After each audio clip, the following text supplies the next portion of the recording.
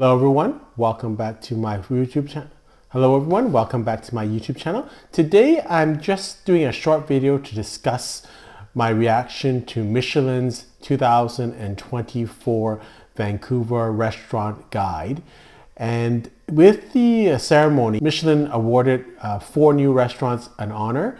And so now in Vancouver we have 10 Michelin star restaurants, 16 Bib Gourmand, and 50 recommended restaurants. So a real great thing for the Vancouver culinary scene to have that type of honor. It just brings more business, and whether you agree with Michelin or not, at least it brings people out to try these restaurants and to get their own views. There's one new one-star Michelin restaurant called Sushi Masuda. It's, I think, only a 5-seat restaurant in downtown, and it has about, it goes through 14 to 17 courses.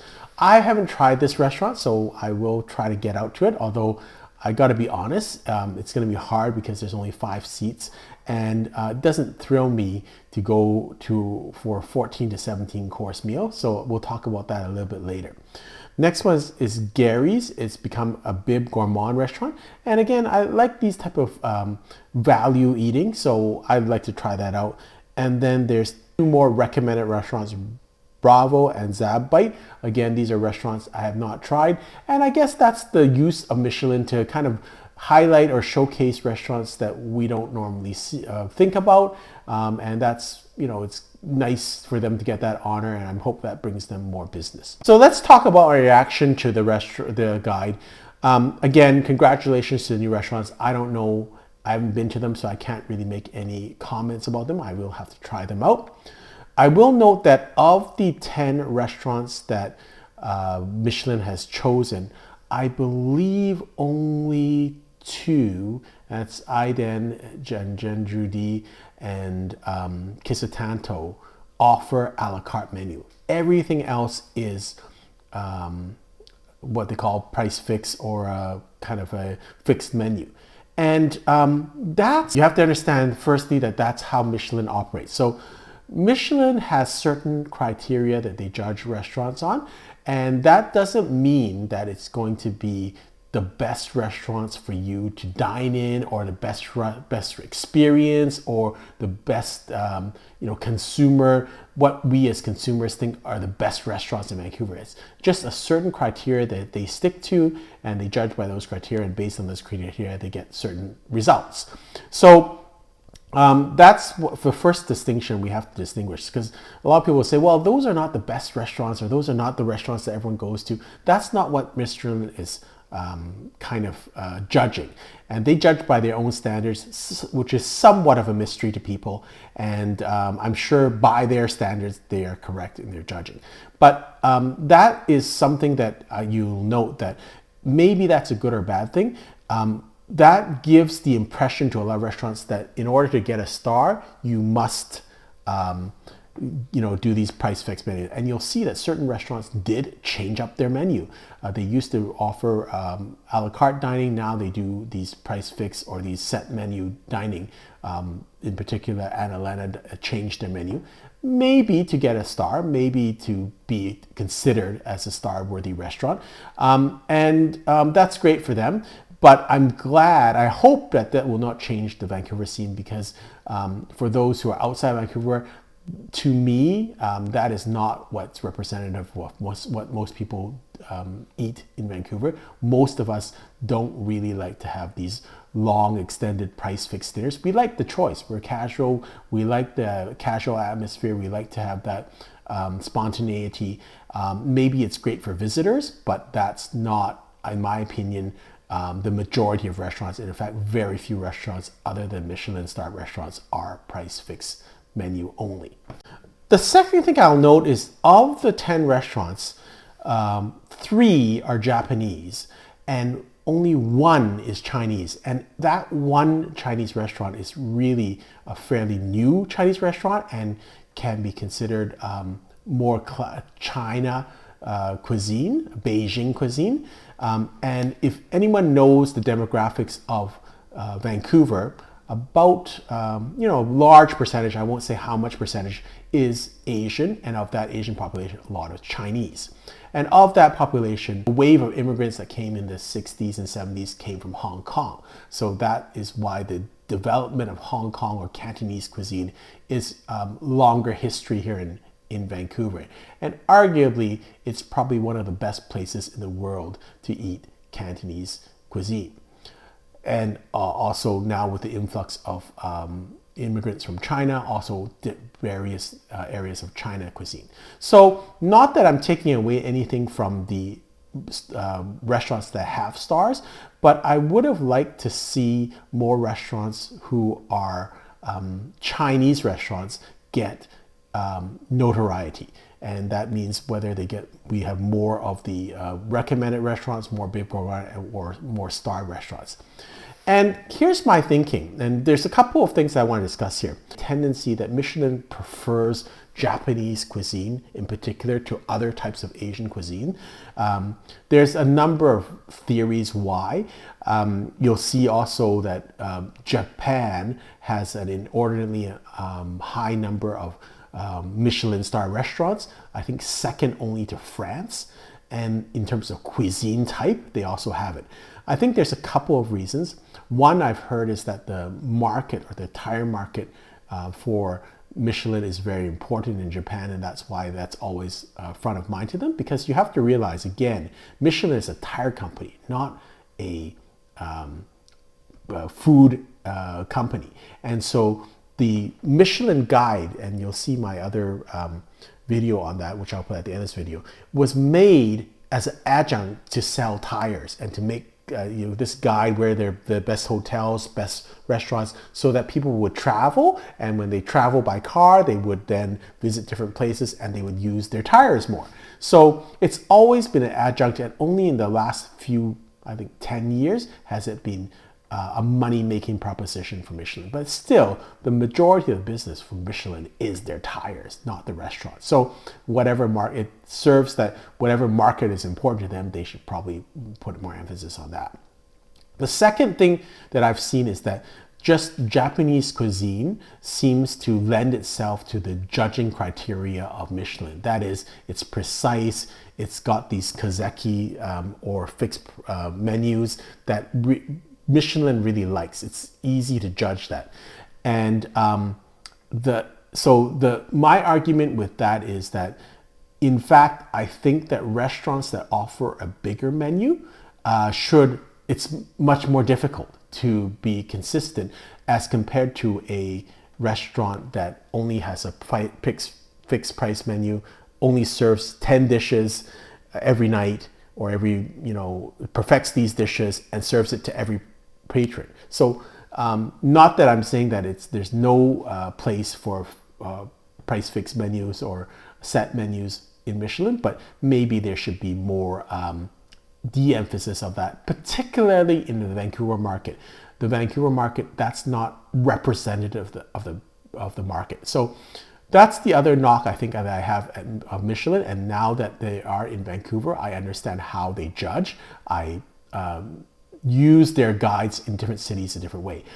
Previously, when I go to a city, I check Michelin. I say, oh, whatever I want to go to a city like Geneva, I would check Michelin guide and say, oh, these must be the best restaurants in Geneva, or the most local, or where locals go. That's not what they do. They judge on certain criteria. So that does not take into account the local cuisine and the local flavor.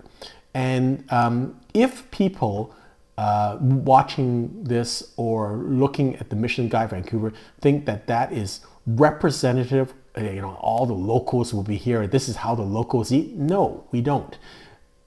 Are these great restaurants that provide you a culinary experience? Probably, but that's not representative of the Vancouver food scene, and really just is a very minuscule part. As I said, most restaurants, I can't think of very many other restaurants other than Michelin recommended restaurants that have or Michelin star restaurants that have a price fixed menu. There are very few others, and that's probably why they choose a lot of Japanese restaurants. The other kind of point is, why do they not choose a lot of Chinese restaurants, there's a couple of reasons. One is that Chinese restaurants, it's really hard to get in, and they already have a very loyal client base, and they're very popular. So you really can't really get in, and they don't really care about stars, quite frankly. They generally don't have large wine lists or catered wine lists, because most people that eat in Chinese restaurants, at least Asians or Chinese people that eat in Chinese restaurants, bring their own wine, and we, because we know that they don't have a great wine list. And also the service standard is not a Western standard. So that is not to say it's not a good standard, but it's not the French European standard of service. So as an example, in a Chinese restaurant, we're expecting to serve 20 courses in very succession. Like, I want them all right now. I want 15 glasses. That's not how it goes in a Michelin North American or French restaurant. They do it one at a time. They have white tablecloths. They clean the place. That's not how it goes in Chinese restaurants. So you're judging it by a different standard, and that's probably why you don't see as many Chinese restaurants rated in Michelin, because the whole basis of a Chinese restaurant doesn't fit the criteria of Michelin, which was really set up for French restaurants. And so French cuisine, you'll see, or French kind of service standard cuisine will do very well by Michelin standards. It seems like Japanese cuisine also lends itself to that, especially sushi, where you have individual courses or a kazeki menu. It lends itself to that criteria. Chinese cuisine does not lend itself to that, because it's really not that orderly. It's kind of very chaotic, which is kind of the beauty of Chinese restaurants and Chinese food. And so that's what I'm saying, that sometimes I wish that Michelin would not just have this same standard or just look for good food, but they would look for localized flavor when they judge things. And that's, to me, knowing this now, when I look at Michelin guides at different cities, I know that a 3-star Michelin restaurant means it's a great restaurant, but it does not mean it's going to give me, for instance, Geneva, Swiss cuisine, or representative of Swiss, what people eat in Switzerland, or representative of what a person in Switzerland would consider the best restaurant in Geneva. So I kind of understand that criteria better. My other comments on this is that I was hoping that some of the restaurants, and given what I've said previously about the service and how it doesn't meet the criteria of Michelin perfectly, I was hoping that at least some of my favorite, or what I consider are the best restaurants, Cantonese or Chinese restaurants in Vancouver, would have made the recommended list. And those are San Sui Hua, which is on Main Street, and Mott 32. Those, I would say that many people in Vancouver in the Chinese market are very familiar with San Sui Hua. It's been around for like 30 years.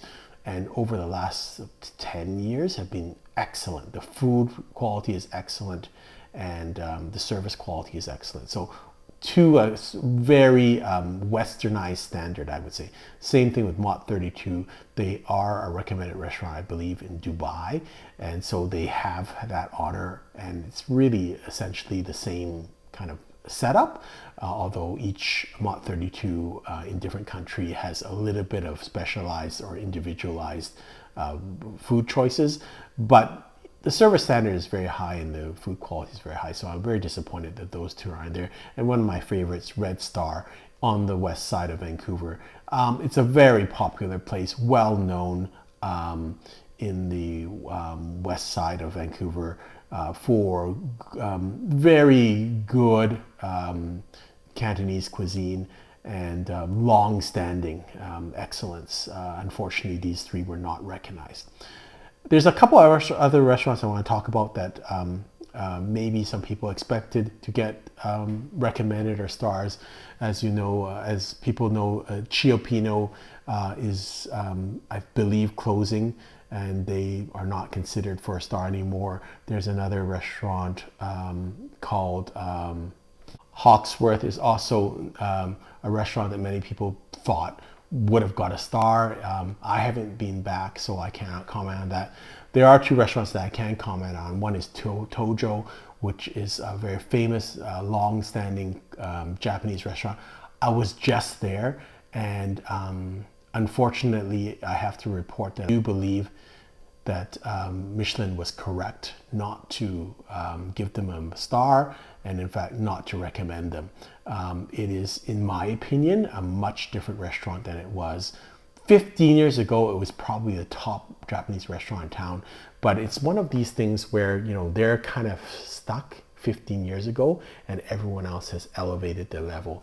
And so unfortunately, I have to report that I was not that impressed with Tojo, and I would say that in my opinion there are many, like as in 15 or 20 better Japanese restaurants in town. So that's just my personal opinion. And the other one that people talk about is Le Crocodile.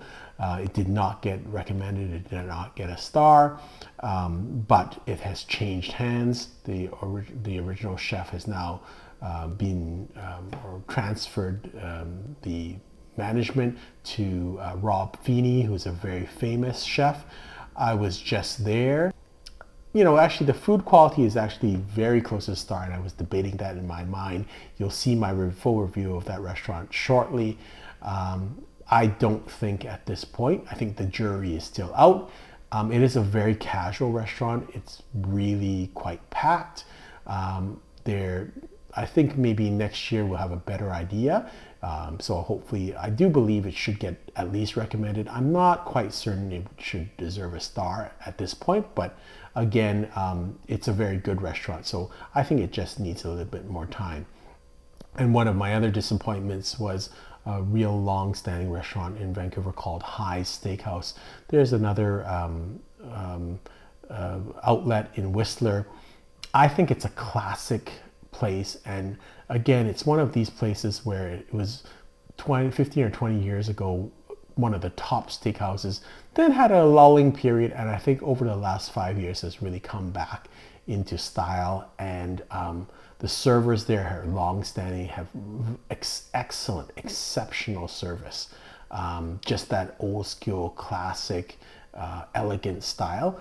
The steaks are great, the atmosphere is great, and again, that's where you'll see a lot of people celebrate things. So I was disappointed that they were not on the list.